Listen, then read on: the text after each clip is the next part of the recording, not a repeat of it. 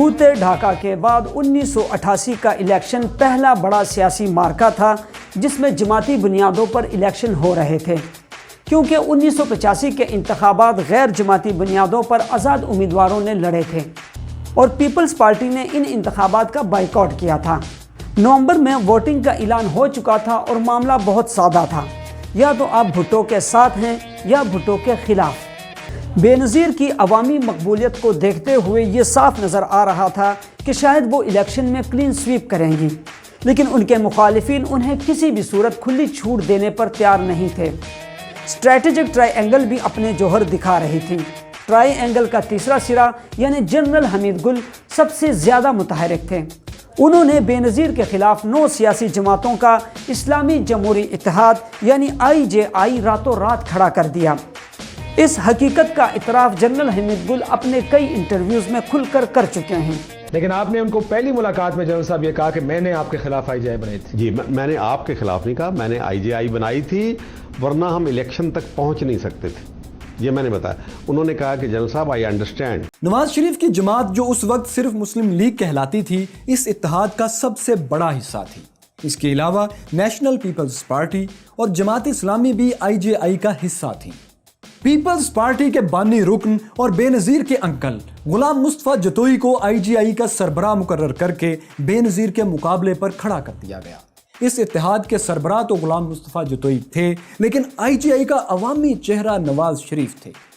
ان کی تصویر کے ساتھ اخبارات کے فرنٹ پیجز پر بڑے بڑے اشتہارات چھپتے، جن میں بے نظیر کو دشمن اور یہودی لابی کا ایجنٹ لکھا جاتا۔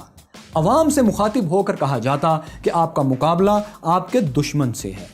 اخبارات کی وہ خبریں جن میں بے نظیر اور نصرت بھٹو پاکستانی ایٹمی پروگرام کی حمایت نہیں کر رہی، بطور اشتہار چھاپی جاتی۔ یہ تک خبریں چھپتی کہ پیپلز پارٹی امریکہ میں لابنگ کر رہی ہے کہ پاکستان کو F-16 طیارے نہ دیے جائیں۔ ایسی خبروں کے تراشے روز اخبارات میں بطور اشتہار چھاپے جاتے اور بتایا جاتا کہ پیپلز پارٹی کو ووٹ دینے کا مطلب پاکستان کے دفاع پر سمجھوتا کرنا ہے۔ سڑکوں اور چوراہوں پر IJI کے 9 ستاروں والے جھنڈے کے ساتھ یہ نعرہ بھی درج ہوتا، 9 ستارے بھائی بھائی، بے نظیر کی شامت آئی۔ IJI کا انتخابی نشان سائیکل تھا۔ جماعت اسلامی کے امیر قاضی حسین احمد مختلف شہروں میں سائیکل پر 9 ستاروں والا جھنڈا لگا کر انتخابی مہم چلایا کرتے تھے۔ مخالفین بے نظیر کو عوام کی نظروں سے گرانے کے لیے اس حد تک چلے گئے کہ بے نظیر کی نیم برہنہ تصاویر ہیلی کاپٹروں کے ذریعے شہروں اور قصبوں میں گرائی گئیں۔ بے نظیر کو ماڈرن اور مغرب زدہ اور امریکہ کی ایجنٹ تک قرار دیا جا رہا تھا۔ بے نظیر بھی اپنے جلسوں میں اسلامی جمہوری اتحاد کو آڑے ہاتھوں لیتی۔ انہوں نے الزام لگایا کہ ہیروین اور منشیات کی کمائی سے ان کے خلاف انتخابی مہم چلائی جا رہی ہے۔ انہوں نے ایسے اشتہارات چھپوائے جن میں نواز شریف یا قاضی حسین کو نہیں بلکہ ضیاء الحق کو نشانہ بنایا جاتا۔ ضیاء الحق کو پاکستان کے ایٹمی راز بھارت کو دینے کا ذمہ دار قرار دیا جاتا۔ پیپلز پارٹی آمریت اور اس کے ساتھیوں کے خلاف اپنے انتخابی نشان تیر کو کئی معنوں میں استعمال کر رہی تھی۔ جواب میں IJI بھی ذوالفقار علی بھٹو کے دور میں ہونے والے ظلم اور زیادتیوں کی تصاویر اخبارات میں چھپواتی۔ ان اشتہاروں میں بھٹو کے پاکستان توڑنے کی طرف اشارہ ہوتا اور یہ دکھایا جاتا کہ بھٹو سیاستدان کے پردے میں ایک سخت گیر ڈکٹیٹر تھے۔ وہ اخبارات اور جرائد دکھائے جاتے جو بھٹو نے زبردستی بند کروائے تھے، اور وہ لوگ دکھائے جاتے جن پر بھٹو نے تشدد کروایا تھا۔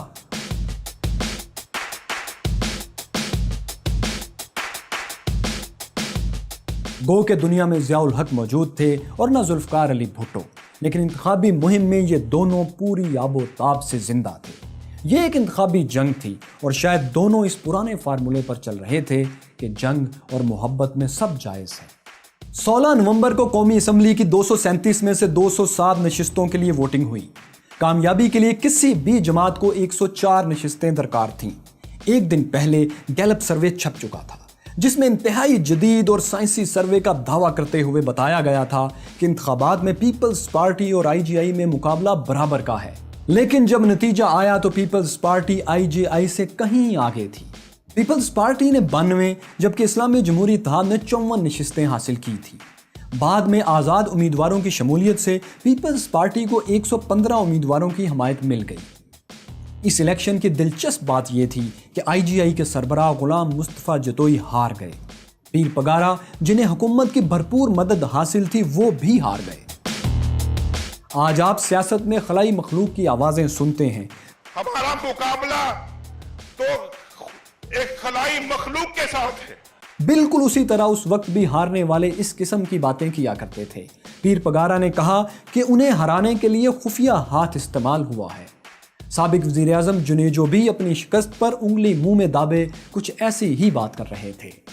पुराने सियासी जुगादरी हार गए, लेकिन भुट्टो और ज़िया के जवां साल सियासी वारिस जीत गए। अब वही दोनों मैदान में आमने सामने खड़े थे और पाकिस्तान में एक नए दौर का आगाज हो रहा था। लेकिन अभी इंतखाबी जंग खत्म नहीं हुई। इन दिनों कौमी और सूबाई असम्बली के इंतखाबात एक ही दिन नहीं होते थे, बल्कि पहले कौमी असम्बली और उसके 3 दिन बाद सूबाई असम्बलियों के लिए वोटिंग होती थी। इसलिए कौमी असम्बली में शिकस्त के बाद IGI को सूबाई इंतखाबात में भी हारने का धड़का लग गया। इस दौरान रोजनामा मशरिक और नवाए वक्त में बेनज़ीर का यह बयान सामने आया कि वो किसी पंजाबी को अपना लीडर कैसे मान लें।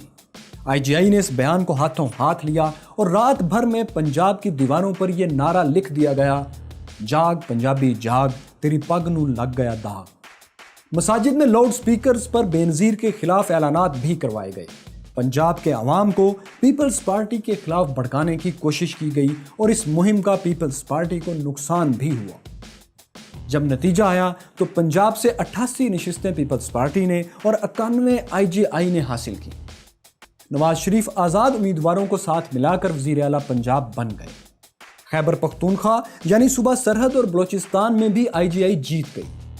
सिंधियों के लिए ऐसे इश्तिहारात छापे गए थे जिनमें लिखा जाता था कि सिंध को एक जमाती आमरीत से बचाने के लिए IGI के निशान साइकिल पर मोहर लगाएं, लेकिन ये मुहिम किसी काम ना आई और पीपल्स पार्टी जीत गई। और बूझिए सिंध के वज़ीर आला कौन बने? कायम अली शाह। 2 दिसंबर 1988 को बेनज़ीर ने वज़ारत उज़्मा का हलफ उठाया तो वो पाकिस्तान और आलम इस्लाम की पहली खातून वज़ीर आज़म बन गई।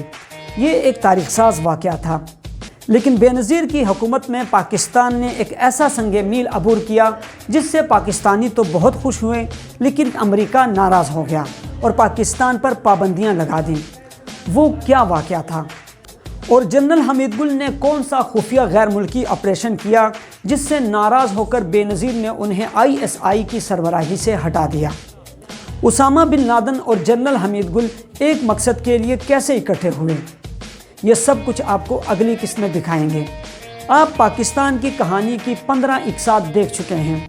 अगर आप हिस्ट्री ऑफ पाकिस्तान को पहली किस्त से देखना चाहते हैं तो तारीख़ ज़रूर बदलेगी सब्सक्राइब कीजिए, लाइक कीजिए और दोस्तों के साथ ज़्यादा से ज़्यादा शेयर कीजिए।